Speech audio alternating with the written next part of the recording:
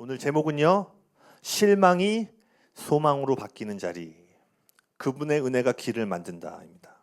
실망이 소망으로 바뀌는 자리, 그분의 은혜가 길을 만든다. 시리즈로 하려고 했던 건 아닌데요. 계속 기도하는데 사실 이제 2주 전에 제가 비전의 중요성, 우리 인생의 이 방향, 항로를 어떻게 정할 건가, 이 비전 또는 성경이 말하는 이 계시의 영의 중요성을 살펴보았고요. 그 다음 주는 은혜의 능력들을 살펴보았습니다. 우리가 길을 찾고 방향을 찾았다면 어떻게 우리가 그 믿음의 길을 계속해서 전진할 수 있을까? 그 때를 따라 도우시는 은혜가 부어져야 된다. 그리고 그 은혜는 단지 우리를 용서하시는 은혜가 아니라 때마다 능력을 주시고 가능케 하는 하나님의 은혜임을 살펴보았어요. 그리고 오늘은 우리가 그 은혜의 여정 가운데서도 맞이하게 되는 실망과 낙심의 순간들이 있습니다. 풍랑이 있는 시간들이 있어요.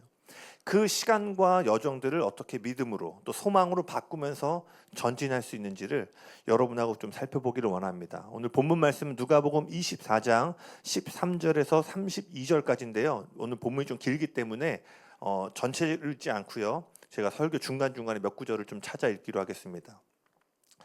오늘 살펴볼 누가복음 24장을 보면은요, 엠마오로 가는 두 제자에 대한 이야기가 나옵니다. 이 두 명의 제자는요, 예루살렘을 떠나서 엠마오라고 하는 마을을 향하고 있어요. 그들이 왜 그 예루살렘을 떠나서 엠마오로 향하고 있냐면요, 모든 것이 끝났다고 생각했기 때문이에요. 이 본문을 보시면은요, 이 엠마오로 간 두 사람은요, 무리가 아니라 제자였습니다. 이 두 사람은요, 자신에게 필요가 있거나 다급할 때만 교회를 찾는 사람들이 아니었어요. 이들은 이따금씩 교회 봉사도 하고 적당히 헌금을 드리며 그리스도인으로서 어느 정도 책임을 다했다라고 느끼는 종류의 사람들이 아니었어요. 이들은 자신이 하던 일을 그만두고요, 모든 것을 포기하고 모든 것을 희생하며 예수님을 따랐던 누구예요? 제자였다는 거예요. 다른 본문들을 보면은요, 어떤 제자들은 예수님을 따르기 위해서 가족들을 떠나보내기도 해야 했습니다. 여러분 잘 기억하셔야 돼요. 오늘날처럼 가족과 쉽게 떨어져 독립적으로 생활하거나 직업을 자기 마음대로 선택하고 바꿀 수 있던 시대가 아니었어요. 오늘날과 달리 당시에는요, 한 사람의 모든 정체성이 가문과 공동체로부터 나오던 시대였습니다. 그렇기 때문에 당시에는요, 아무도 가족을 떠나 살지 않았어요. 그리고 그들이 무슨 일을 할지는요, 대대로 이어져 오는 가업이 그들이 무슨 잡을 가질지를 결정하는 가장 중요한 요소였어요. 즉, 한 사람의 인생의 정체성, 그 사람이 하는 일, 그 사람이 이루고자 하는 성공, 모든 것이 뭐예요? 가문과 가족의 초점이 맞춰져 있었다는 거예요. 그래서 여러분, 한국도요, 저희 할머니 시대만 가면 대학 나오신 분들이 거의 없으시죠. 여자는 어떤 거였어요? 고등학교 졸업하면 그냥 바로 고등학교도 안 나오고 바로 일터로 가시는 분들도 있죠. 누가 가요? 오빠나 남동생들. 그러니까 전통적인 사회였잖아요. 그러니까 여자로서 너 개인이 중요하지 않아. 우리 집안의 장남, 우리 아들들이 성공을 해야지 우리 가문이 사는 건데 여자는 너 뭐 해야 돼? 뒷바라지해. 그러니까 전통적인 사회에서는요, 한 사람의 여성의 정체성보다 뭐예요? 이처럼 가문을 위해서 희생되는 일들이 자연스러워졌죠. 그래서 옛날 시대는 뭐예요? 그 마을을 떠나질 않았죠. 왜?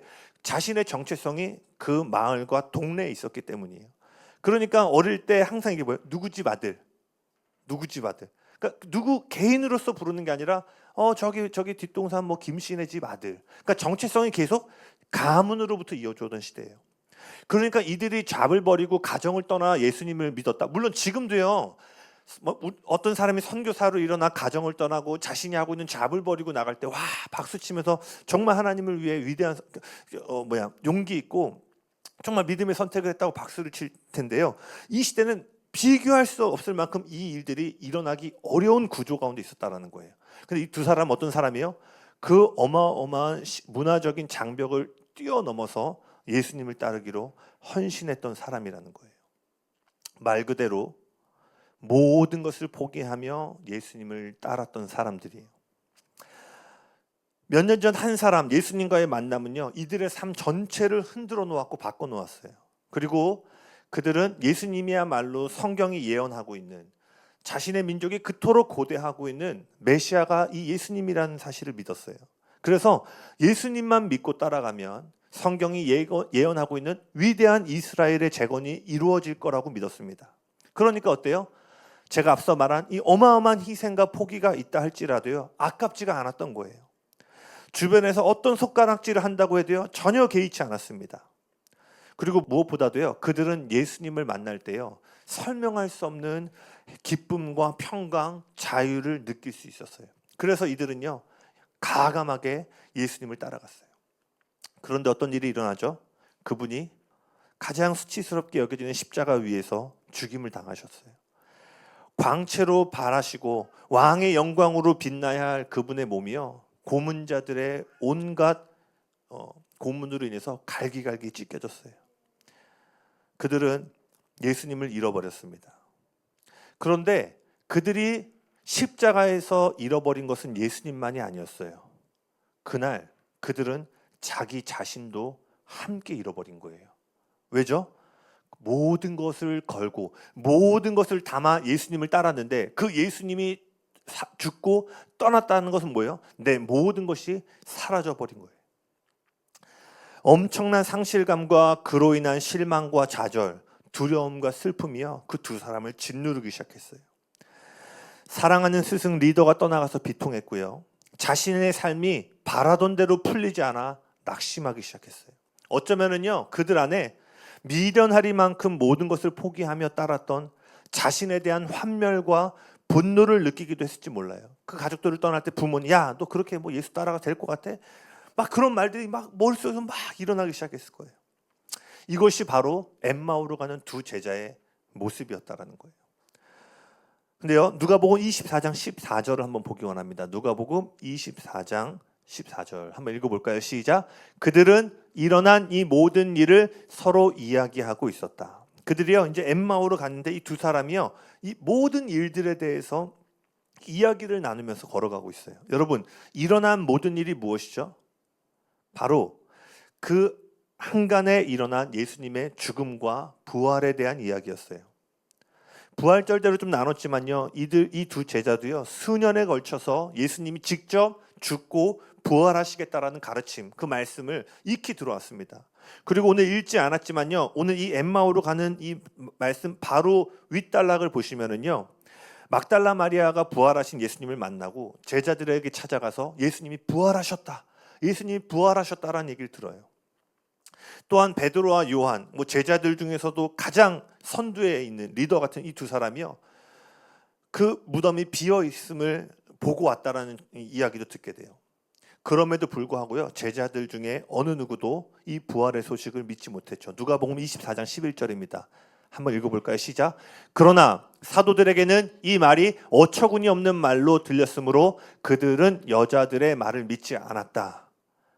그러니까 일어난 모든 일을 이야기할 때 지금 앞서 말한 이런 막달라 마리아의 이야기, 빈 무덤의 이야기, 뭐 이런 모든 죽음과 부활에 대한 이야기들을 나누고 있었다라는 거예요. 막달라 마리아는요, 그리고 이 마태복음 28장에 보면요, 예수님께서 부활하시고 막달라 마리아를 만나서 어떤 얘기를 하시냐면, 너는 제자들에게 가서 갈릴리로 가라고 해라. 내가 그 갈릴리에서 제자들을 만날 것이다 라고 얘기를 해요. 그러니까 즉 이 엠마오로 간 두 제자는 엠마오로 떠나기 전에 뭘 들은 거예요? 너희는 지금 갈릴리로 가야 돼. 이 메시지를 들은 거예요. 그런데도 뭐야? 믿지 않으므로 그들은 갈릴리로 가야 되는데 정반대인 엠마오로 걸어가고 있었다라는 거예요. 분명 어제까지는 올바른 길을 걷고 있었는데요, 오늘은 길을 벗어나 잘못된 길을 걷고 있었다는 거예요. 사실 이것은요, 비단 두 제자만의 이야기가 아닐 거예요. 저와 여러분에게도 이런 일이 일어나지 않아요? 어제까지는 분명 예수님을 따라 올바른 길, 부르심의 길, 소망의 길을 걷고 있었는데 오늘은 어떻게 된 영문인지 좌절의 순간을 맞이하고 가야 할 곳이 아닌 엠마오를 향해 가는, 우리에게도 그런 일들이 일어납니다. 우리도 갈릴리가 아니라, 주님이 가라고 한 곳이 아니라 무너짐의 장소 엠마오를 바라보는 순간들이 있어요. 여러분, 엠마오는 단지 물리적인 장소만을 의미하지 않습니다. 엠마오는 어떤 곳이에요? 궁극적으로 절망과 좌절로 무너진 마음의 상태를 의미하는 거예요. 지리적으로는 엠마오지만 그 엠마오가 의미하는 것은 무너지고 좌절된 우리의 내면의 상태를 의미한다라는 거예요. 하나님이 말씀하시고 약속하신 방향을 바라보는 것이 아니라 무너진 내 마음의 상태, 실망과 좌절, 슬픔과 두려움, 더 나아가 때로는 내 자신에 대한 환멸과 분노에 집중하는 순간이 어떤 곳이에요? 엠마오를 향해 걸어가는 순간이라는 거예요. 엠마오로 가는 이 두 제자의 이야기는요, 우리의 삶에 이러한 실망과 절망의 순간이 찾아올 때 어떻게 다시 소망과 믿음의 자리로 나아갈 수 있는가에 대해서 말해주고 있습니다. 즉 오늘 본문은 실망의 길에서 소망의 길로 나아가는 여정을 다루고 있어요. 그래서 오늘 이 말씀을 통해서 믿음의 여정 가운데 맞이하는 이 낙심과 실망의 순간들, 그것들을 어떻게 우리가 극복하고 돌파하며 나가는지를 살펴보기를 원합니다. 여러분 저를 따라 한번 고백해 보시겠어요? 실망의 길 위에서 쉽게 주저앉아서는 안 된다. 저는 특별히 이 실망의 길을 소망의 길로 바꾸는 5가지를 여러분하고 좀 나누기를 원합니다. 여러분 이 여정에 있어서 기억해야 될 첫 번째는 뭐냐면요, 제자들이 실망과 좌절 가운데 있었다라는 거예요. 다시요, 무리가 실망과 좌절에 있었던 게 아니라 누가요? 제자들이. 어마어마한 헌신과 희생을 하고 열정적으로 따랐던 제자들이 실망과 좌절 가운데 있었다라는 거예요. 이 말씀은 진정한 제자라도 실망과 좌절에 빠질 수 있음을 말해주는 거예요. 여러분 하나님의 자녀도 불확실한 시기를 겪을 수 있고 그 가운데 실망과 좌절을 겪을 수 있다는 것입니다. 아멘. 물론 실망과 좌절은요, 믿음의 부재, 불신의 결과예요. 어떠한 경우에도 실망과 좌절이요, 하나님 나라의 집에서 환영을 받아서는 안 돼요. 그러나 우리가 기억해야 될 것은 동시에 우리의 믿음이 지금 자라나고 있다는 거예요. 어느 누구도 단번에 한 번에 온전하고 성숙한 믿음을 소유하지 못합니다. 여러분 강력하게 쓰임받는 하나님의 사람들, 위대한 기도의 사람들이라고 해서 실망과 좌절을 느끼지 않을까요? 그렇지 않다는 사실을 우리 너무나 잘 알고 있죠. 성경을 봐도 그래요. 여러분 믿음의 조상 아브라함, 어마어마한 두려움을 느끼고 아내를 누이라고 2번이나 속였죠. 또 하나님의 약속의 자녀를 기다리지 못하고 이스마엘을 낳는 등 그 믿음의 아버지조차도 두려움과 약속에 대한 불신과 초조함을 느꼈어요. 모세는 어땠죠? 그 역시도 실망했고요, 좌절했고요, 두려움을 느꼈어요. 여호수아는 어떻죠? 여호수아에게 주어진 가장 첫 번째 명령이 뭐였어요? 강하고 담대하라. 이 말은 뭐예요? 그가 두려움 가운데 빠질 많은 요건들을 갖고 있었다는 거예요. 여러분 한 번도 넘어지지 않고 자전거를 탈 수 없는 것처럼요, 참된 믿음이란 절대로 실망과 좌절, 두려움과 분노를 느끼지 않는 상태를 말하는 게 아니에요. 진정한 믿음은요, 그러한 순간이 시시각각 몰려온다 할지라도 결국에 나의 초점을 그러한 부정적인 상황과 감정이 아니라 뭐예요? 결국에는 하나님의 선하심에 초점을 맞출 수 있는 능력이 뭐예요? 성경이 말하는 믿음이라는 거예요. 그러니 실망과 좌절을 느낀다고 해서요, 쉽사리 우리 자신을 자책해서는 결코 안 된다라는 거예요. 여러분 이 실망의 길을 걸을 수 있습니다. 근데 이때 이 길을 소망의 길로 뒤바꾸기 위한 가장 첫 번째는요, 우리 자신에 대해서 믿음 없음과 부족함에 대해서 절대로 자책해서는 안 된다라는 거예요. 로마서 8장 1절입니다. 같이 읽겠습니다. 시작. 그러므로 이제 그리스도 예수 안에 있는 자에게는 결코 정죄함이 없나니. 아멘. 하나님 아버지가 하지 않는 정죄를 우리 자신이 스스로에게 해서는 안 된다는 거예요. 아멘. 여러분 저 말씀 믿으시죠? 그리스도 안에는 결코 정죄함이 없습니다. 아멘. 정죄는 하나님이 아버지가 하시는 게 아니에요. 거짓의 아비가 하는 거예요. 두 번째는 뭘까요? 우리의 입술을 지키는 것입니다. 실망의 길에서 소망의 길로 돌이키기 위해서는요, 무엇보다 우리의 입술을 올바로 관리할 수 있어야 돼요. 잠언 18장 21절은 이렇게 말합니다. 우리의 죽고 사는 것이 우리의 혀의 건세에 달려있다. 즉 여러분이 어떤 말을 하는가에 의해서요, 여러분이 생명의 길을 걸을지 소망의 길을 걸을지 아니면 죽음의 길, 절망의 길을 걸을지가 어디에서 결정된다고요? 내 혀에서 결정된다라고 성경은 이야기하고 있어요. 제자들은요, 아까 이 모든 일, 즉 예수님의 죽음과 부활, 즉 예수님에 대해서 얘기하고 있는 거예요. 끊임없이 뭐 주식 얘기하고 세상의 성공 얘기하는 게 아니라 예수님에 대해서 얘기하고 있는 거예요. 그런데 문제는 뭐예요? 그들은 불신의 기초에서 예수님에 대해 이야기하고 있었다는 거예요. 그들의 대화는 믿음이 아닌 불신에 기초한 대화였어요. 그런데 그러한 때에 예수님이 그 두 사람을 찾아오십니다. 그런데 흥미로운 장면은요, 누가복음 24장 16절 한번 읽어볼까요? 시작. 그들의 눈이 가리어져서 그인 줄 알아보지 못하거늘. 성경은요, 이 두 사람의 눈이 가려져서 예수님을 알아보지 못했다고 말합니다.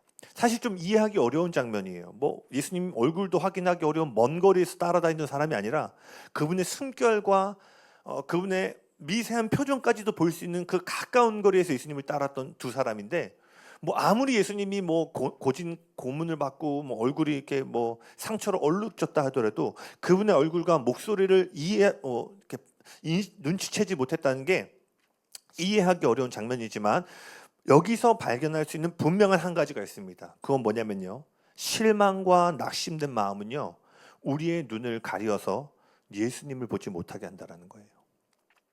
이 부분을 조금 더 깊이 들어가 볼게요. 여러분, 제자들의 눈이 가려진 궁극적인 이유는 뭐죠? 실망감 때문이었어요. 여러분, 그러면 누가 실망을 하죠? 기대하는 사람이 실망을 합니다. 학창 시절을 돌이켜 보면은요, 시험 기간에 누가 실망하죠? 애초에 공부하지 않는 사람에게 시험은요, 가장 기쁜 날이에요. 집에 일찍 가고요, 수업 없고요. 네.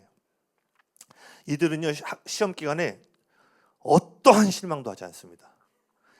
그 시험 기간에 누가 실망해요? 밤새워 공부한 사람.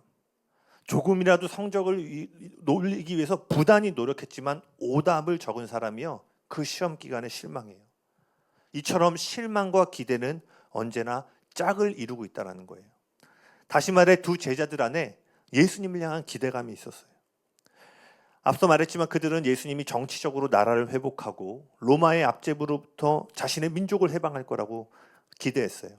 또 구약이 예언하고 있는 다스리시고 심판하는 영광의 왕이 될 것을 기대했어요. 그런데 예수님은 그들의 기대와 전혀 다른 방식으로 일하셨죠. 그러니 기대가 큰 만큼 실망도 컸던 거예요. 근데 그 실망의 고통이 얼마나 컸던지요, 눈앞에 계신 예수님을 알아보지 못할 정도였어요. 그러니까 지금 이 두 제자들은 마치 이렇게 말하고 있는 거예요. 예수님이 나타나셔서 놀라운 기적들을 행하셨습니다. 그분은 우리의 삶을, 제 삶을 완전히 새롭게 만드셨어요.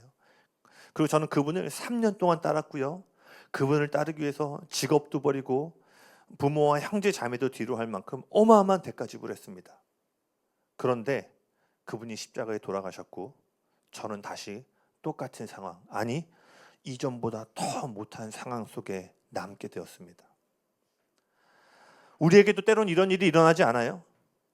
믿음이 아무런 소용이 없는 것처럼 느껴질 때가 있어요.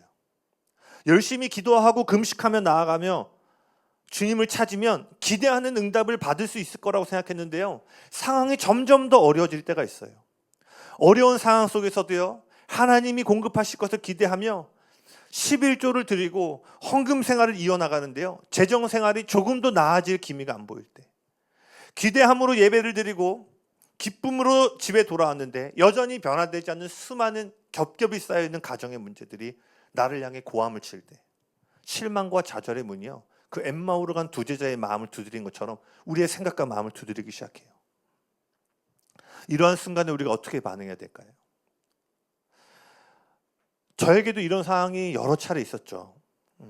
뭐 설교 때 여러 번 나눈 적이 있는 것 같은데, 하나님께 영광 돌리기 위해서 막 어떻게든 음악하고 싶은데 시험 보기 며칠 전까지도 막 원서비도 없어서 여전히 전단지를 돌리고 있어야 될 때, 그냥 그때가 제일 그랬죠. 전단지 돌리는 게 잘못된 일도 아닌데 딱 돌리다가 문소리 나면 갑자기 막 후다닥 올라가서 그층 뛰어넘고, 그러니까 뭐야, 내가 이게 뭔가 또 20대 초반? 20살이었던 것 같은데 부끄러웠던 것 같아요. 지금도 이 설교 쓰는데 그때 기억나더라고요. 털썩 앉아서, 그때 또 원당에서 제가 전단지 돌리느라고 일산에서 돌리면 엘리베이터 있어서 꼭대기부터 올라가서 내려오면 되는데, 야, 그 빌라들 도는데 갑자기 털썩 앉아 잠깐 쉬려는데 막 눈물이 나면서 하나님을 향한 원망이 나오더라고요.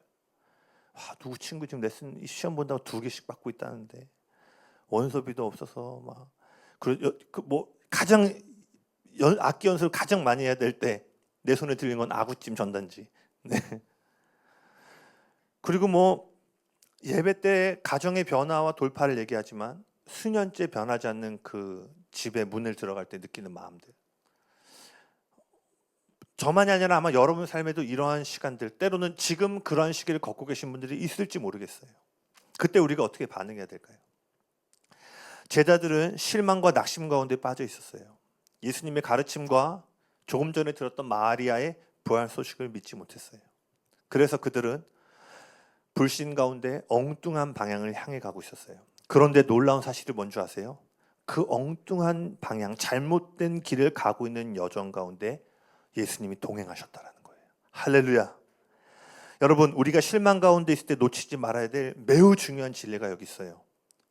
잘 들으세요. 하나님이 여러분이 기대했던 대로 움직이지 않으셨다고 해서요, 여러분과 함께하지 않는다고 생각해서는 안 된다라는 거예요. 그분은 어떤 분이세요? 임마누엘의 하나님이세요. 마태복음 28장 20절 같이 한번 큰 소리로 고백해 볼까요? 시작. 볼지어다 내가 세상 끝날까지 너희와 항상 함께 있으리라 하시니라. 아멘. 여러분, 기도했던 대로 여러분의 인생살이가 풀어지지 않아도 하나님은 여러분과 동행하고 계신다라는 거예요. 아멘. 이제는 제가 그걸 알기 때문에 어떤 상황이 와도요, 제 안에 기대와 소망이 있어요. 이제 이전처럼 하나님을 원망하지 않아요. 왜? 내 뜻대로 풀어지지 않아도, 내가 바라던 대로 이 사역이 풀어지지 않아도, 내 가정이, 내 일이 그대로 풀어지지 않아도 뭐예요?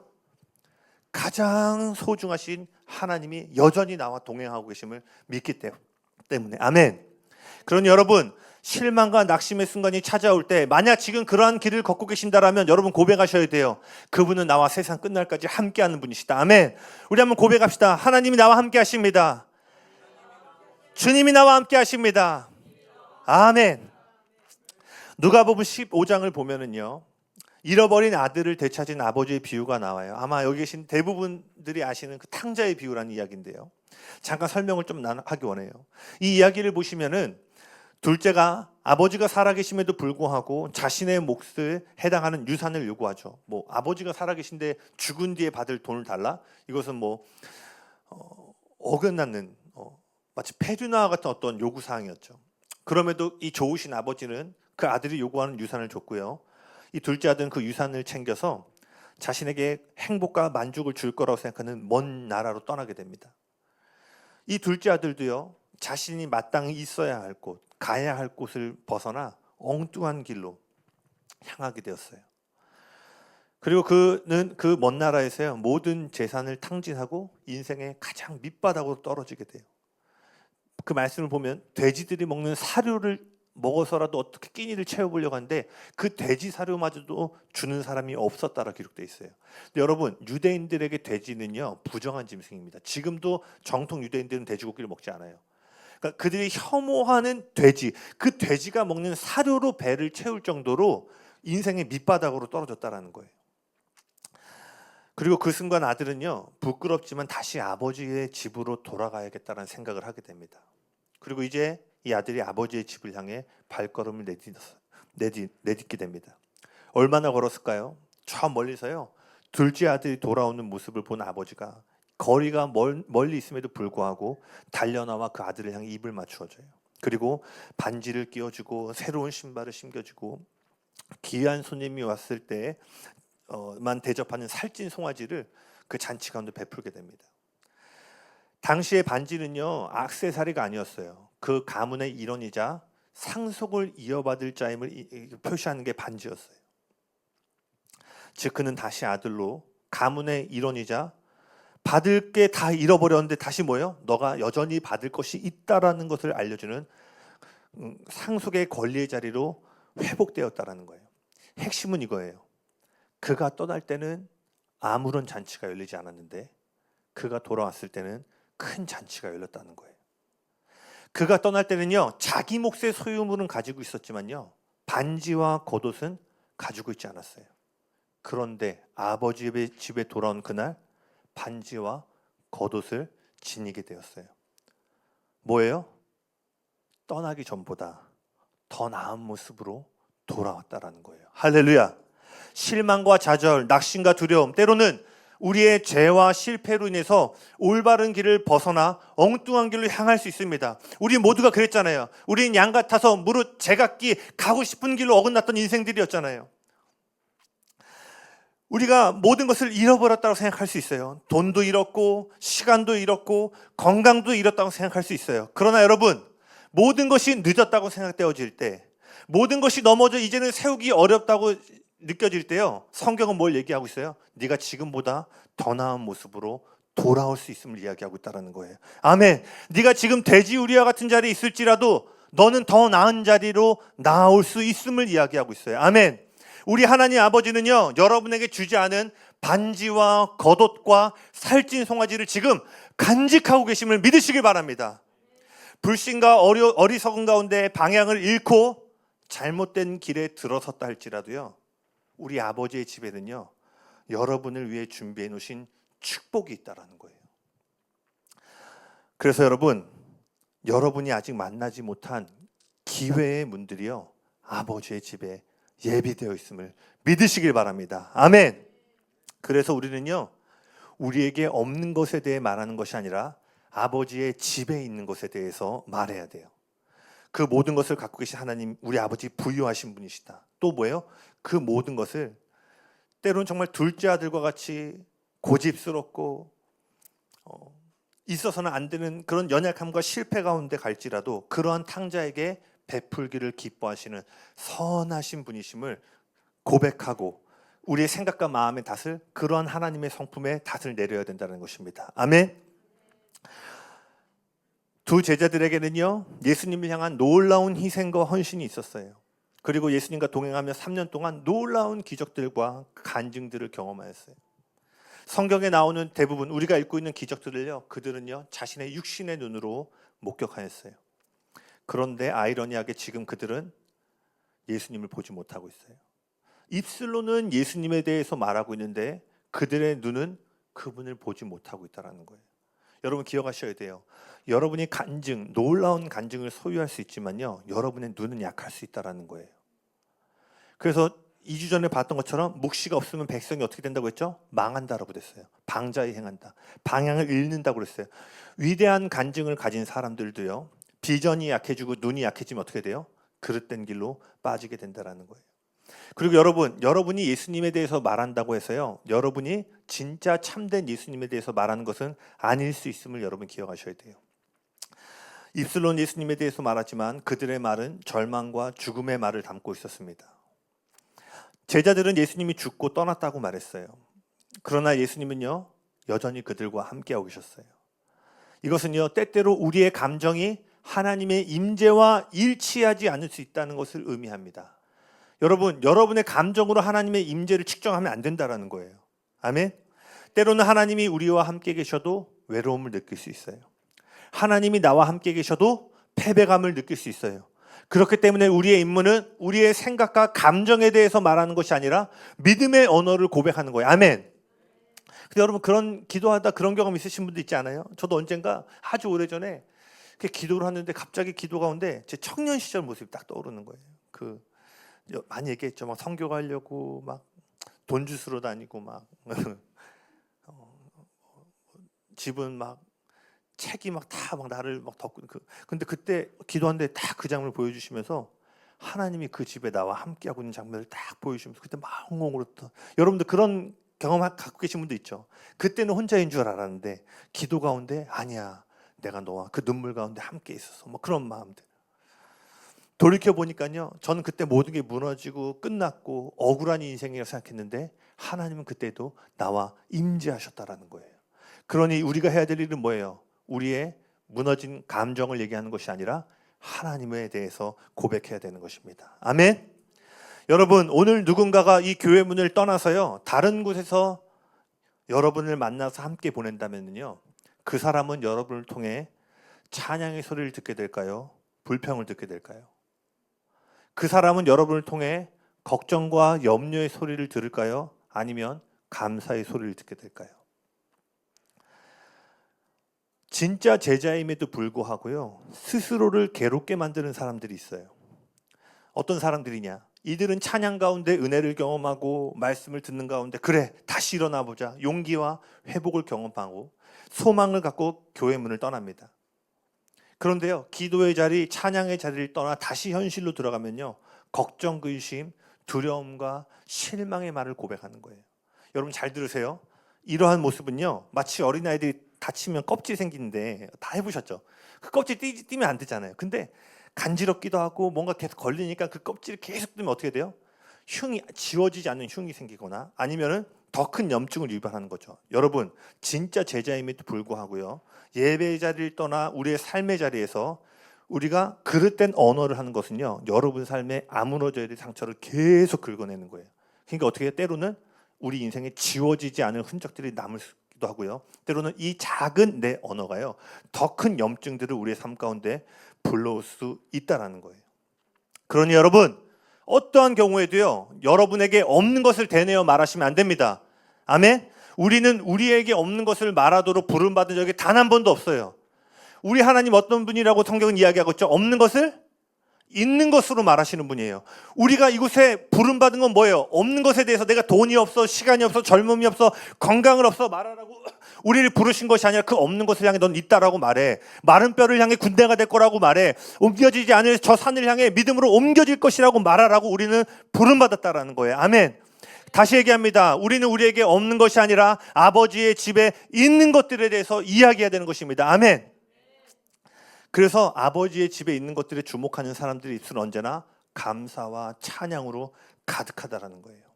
세 번째는요, 즉각순종입니다. 예수님은요, 오늘 살펴보지 않았지만 그 제자들을 만나서 너희가 나누는 대화가 뭐야? 주제가 뭐야? 이렇게 물어보시죠. 사실 예수님 다 알고 계셨죠. 그들이 막 넋두리를 늘어놓죠. 뭐 이런 얘기를 들었는데 다 끝났어. 그분 떠나셨고 막 이런 좌절의 소리를 들으셨어요. 그들은요, 예수님이 하시지 않은 일에 대해서 이야기하고 있었어요.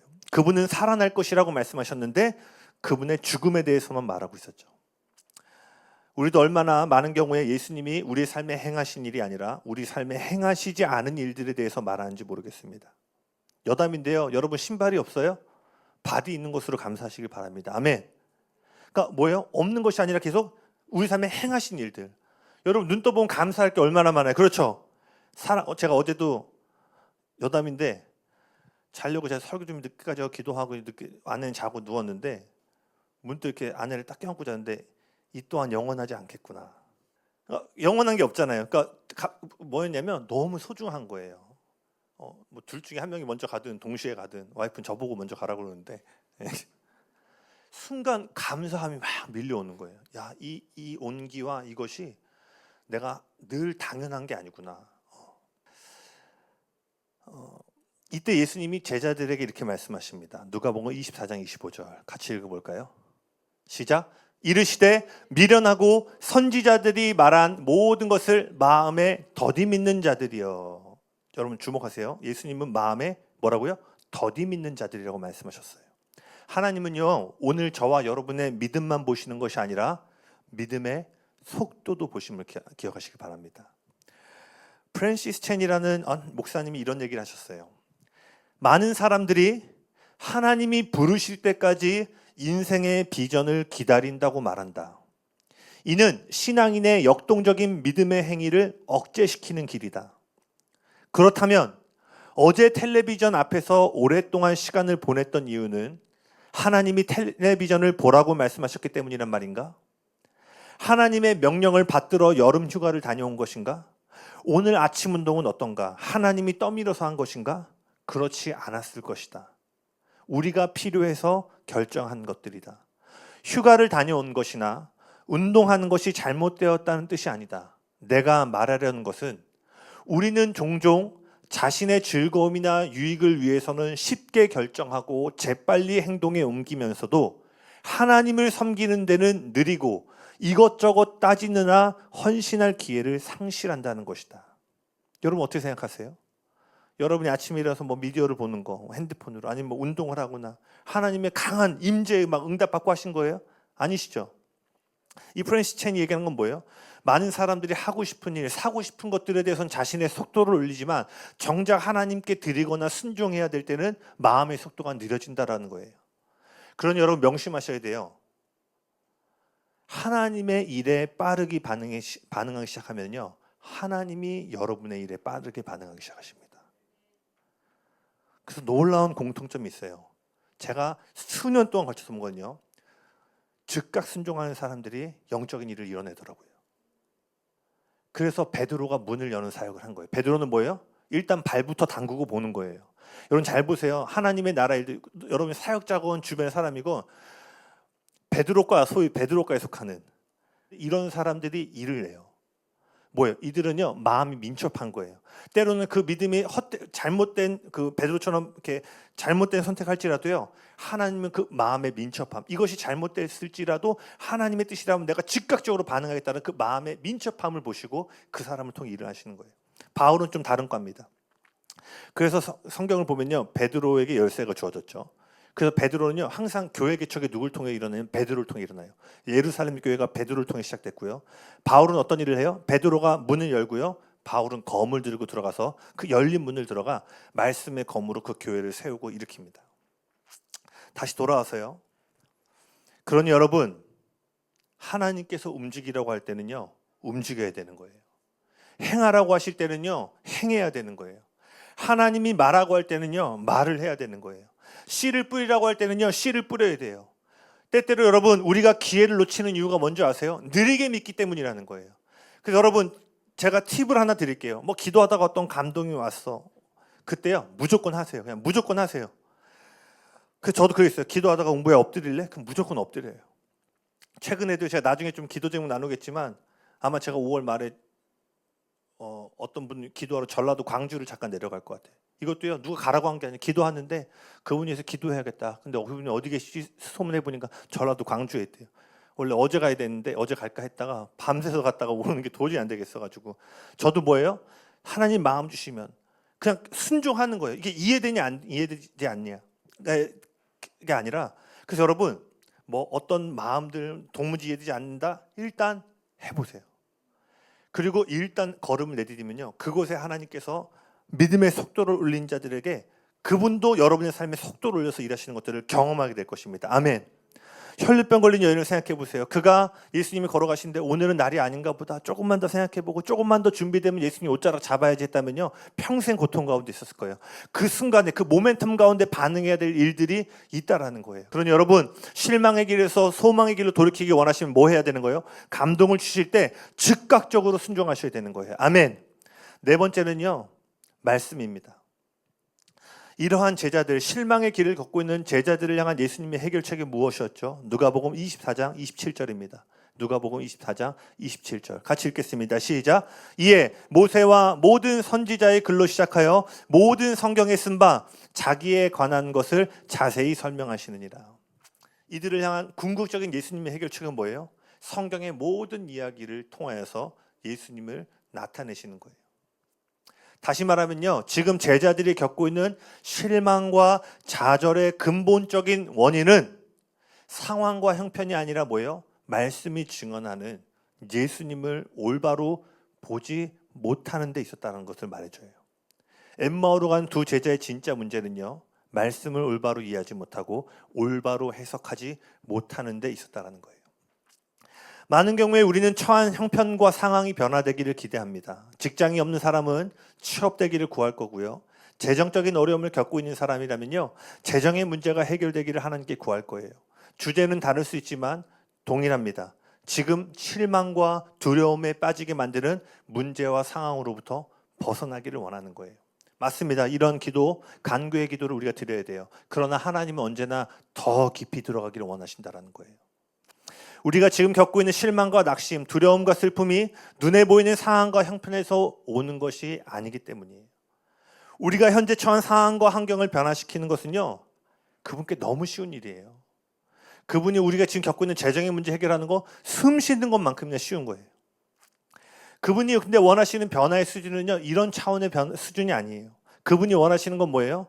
저와 여러분이 어떠한 상황과 형편에 놓일지라도 그 모든 상황을 정복하고 다스릴 수 있는 존재로 변화되는 것을 주님은 기대하시는 것입니다. 아멘. 그리고 이런 수준의 변화는요, 진리의 말씀이 없이는 결코 이루어질 수 없는 거예요. 왜? 요한복음 15장 7절입니다. 같이 읽겠습니다. 시작. 너희가 내 안에 거하고 내 말이 너희 안에 거하면 무엇이든지 원하는 대로 구하라. 그리하면 이루리라. 아멘. 하나님이 오늘 우리에게 원하시는 건 뭐예요? 하나님, 제가 A가 어려워요, B가 어려워요, 이거 지금 도와주시겠소가 아니라 A부터 Z까지 무엇이든지 구하면 들어주는 자리로 우리를 인도하기 원하신다라는 거예요. 근데 그 일이 누구에게 이루어져요? 그분의 말을 품고 있는 사람, 머리가 아닌 심령 가운데 하나님의 말씀을 기록한 사람들 가운데 그 일들이 이루어진다는 거예요. 다시 말합니다. 두 제자가 실망의 길을 걷게 되는 근본적인 원인, 저와 여러분이 실망의 길을 걷는 근본적인 원인은 하나님의 말씀에 대한 무지함에 있음을 기억하셔야 돼요. 그러니 뭐예요? 말씀이 열려야 되는 거예요. 성경이 열려야 되는 거예요. 성경이 열려야지만 잘못된 기대감을 갖지 않고 참된 소망과 기대감을 가질 수 있기 때문입니다. 시편 119편 105절 말씀을 암송하시길 바라요. 시편 119편 105절 없나요? 한번 찾아보실까요? 시편 119편 105절입니다. 시편 119편 105절.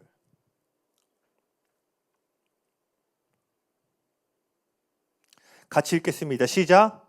주의 말씀은 내 발의 등이요 내 길의 빛이니이다. 다시요. 주의 말씀은 내 발의 등이요 내 길의 빛이니이다. 그분의 말씀만이 우리를 올바른 길로 인도할 수 있는 유일한 길임을 믿으시길 바랍니다. 아멘. 마지막입니다. 다섯 번째는 뭘까요? 더 깊은 갈망이에요. 예수님과 대화를 나누던 중에요, 어느덧 엠마오 그 목적지에 가까이 이르게 됐어요. 그리고 성경을 보면요, 24장 28절 보실래요? 저희 보시면 뭐라고 됐죠? 그들이 가는 마을에 가까이 가면 예수는 더 가려 하는 것 같이 하시니까 이 두 제자는 이 실망의 종착지에 거의 다 왔어요. 근데 예수님은 거기서부터 더 가려고 하셨어요. 제자들은요, 아직까지 예수님을 알아보지 못했는데요, 그 엠마오로 간 한 11km 되는 길을 걸으면서요, 그들 안에요 뭔가가 일어나기 시작했어요. 누군지 모르지만 이 사람하고 대화하는데 이 대화 가운데 무언가 다른 것이 있음을 느끼기 시작했어요. 그러면서 예수님은요, 이 두 제자의 대화의 본질을 바꾸기 시작했어요. 이따가 살펴보겠지만 결론은 이 엠마오를 향하던 이 제자들의 발걸음이 다시 예루살렘을 향하게 되죠. 여러분, 이처럼 진정한 변화는요, 행동의 변화가 아니라 대화가 바뀔 때 시작된다는 거예요. 할렐루야. 이때요, 제자들이 예수님을 붙잡고 자신들의 집에 머물기를 요청합니다. 지금 밤이 늦었고 주님, 선생님 우리와 하루만 더 머물러 주세요. 여기 보시면요, 처음에 그들의 대화에는요, 예수님이 초대 없이 그 대화에 끼어 들어가셨어요. 그렇지만 이 이야기의 말미에 그들의 집에는요, 초대 없이는 들어가지 않으셨습니다. 요한계시록 3장 20절에 이런 말씀이 있습니다. 볼지어다 내가 있네요. 같이 읽어볼까요? 시작. 볼지어다 내가 문 밖에 서서 두드리노니 누구든지 내 음성을 듣고 문을 열면 내가 그에게로 들어가 그와 더불어 먹고 그는 나와 더불어 먹으리라. 아멘. 성경을 보면은요, 부활하신 예수님은 사실 벽을 뚫고 통과하는 장면이 나와요. 그러니까 이 부활하신 주님에게는 더 이상 문이 의미가 없는 거예요. 문이 있건 없건 주님이 원하시면 어디든지 가실 수 있었습니다. 그런데 그분은 우리의 마음의 문에 대해서는 절대로 그렇게 다루시지 않으신다라는 거예요. 그 문은요, 우리가 열어야지만 들어오실 수가 있습니다. 여러분, 정말 간절히 예수님 저를 떠나지 마세요라고 문을 열고 예수님을 초대한 적이 언제예요? 이 두 제자들은요, 예수님을 간절히 붙잡았어요. 그리고 예수님이 그들의 집에 머무시고 그날 저녁 식사하신 후에 떡을 떼시고 축복하시고 그 떡을 나눠주실 때요, 그 순간 제자들의 눈이 열리기 시작합니다. 누가복음 24장 32절에서 33절 한번 읽어볼까요? 그들의 눈이 열리고 나서 그들이 이렇게 고백합니다. 시작. 그들이 서로 말하되 길에서 우리에게 말씀하시고 우리에게 성경을 풀어주실 때 우리 속에서 마음이 뜨겁지 아니하더냐 하고 곧 그때로 일어나 예루살렘에 돌아가. 아멘. 실망의 길을 걷고 있던 그들이 뭐예요? 방향을 틀어서 소망의 길로 다시 들어가기 시작했어요. 그동안 예수님의 말과 행동에 의해서 11km 동안 걸어오면서 보지 못했던 것을요, 떡을 떼는 순간 그들이 보게 돼요. 여러분, 그분이 우리 마음의 집에 들어오실 때요, 우리의 영적인 눈이 열어진다라는 거예요. 그분이 우리의 집 안으로 초대될 때 우리가 볼 수 없던 것들을 보게 된다는 것입니다. 여러분, 제자들의 눈을 열게 해준 떡이 어디에 있었죠? 이미 그들의 집 안에 있었어요.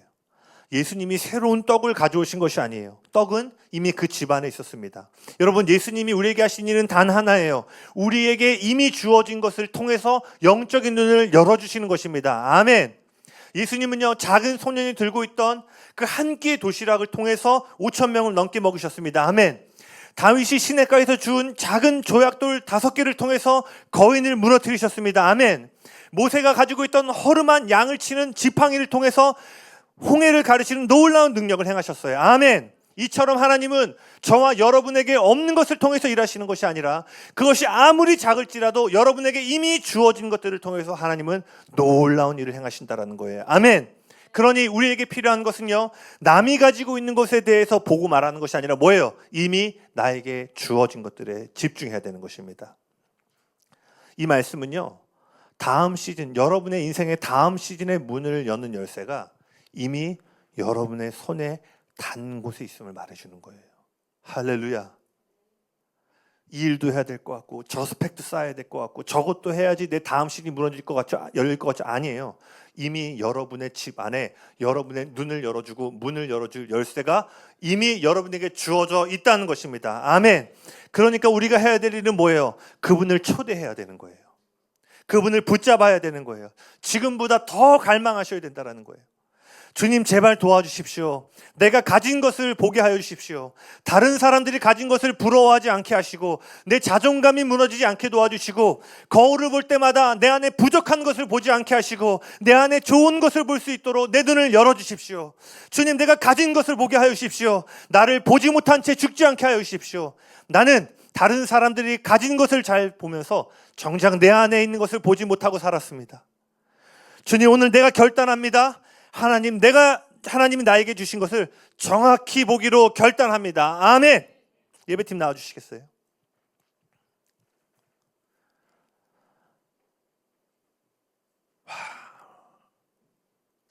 너무 기쁘지 않으세요? 웅보야, 너 돌파하려면 박사도 해야 돼.